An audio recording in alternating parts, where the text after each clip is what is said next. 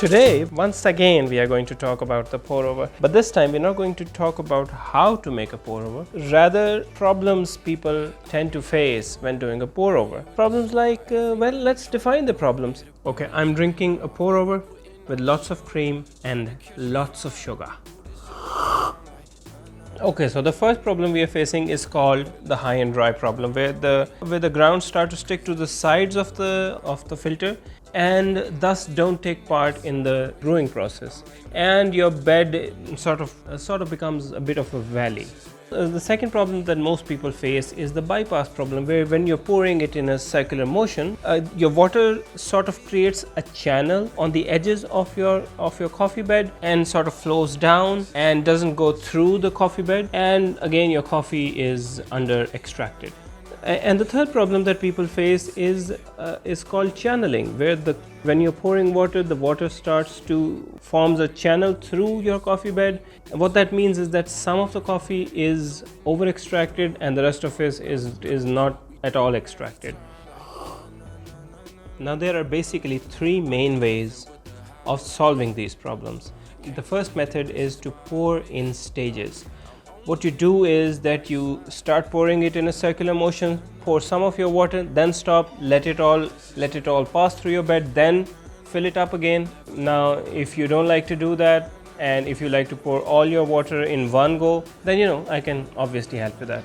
The second thing you could do is when you've poured all your water on top, use a spoon and do a circular motion touching the sides of the filter to get all the pieces of grinds off of your filter.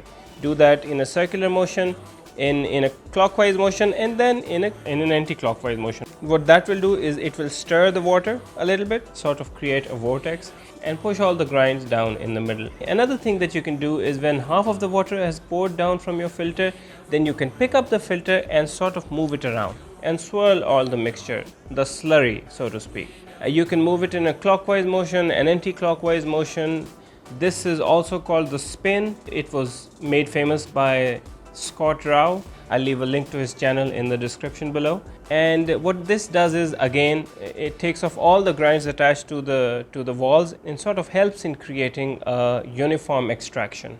Another method which is used by a lot of people but is sort of frowned upon is that when you're pouring your water, you sort of start touching the edges of the filter and then go down in the middle and then touch the edges of the filter. This works very well with the V60 filter, but a lot of people complain that this causes a lot of bypass, and this water sort of runs down by the sides of the filter, and not all of the coffee bed is used in the extraction. But in my opinion, if you're using a V60, which I use, it sort of helps in the extraction, and I've never had a problem with this one.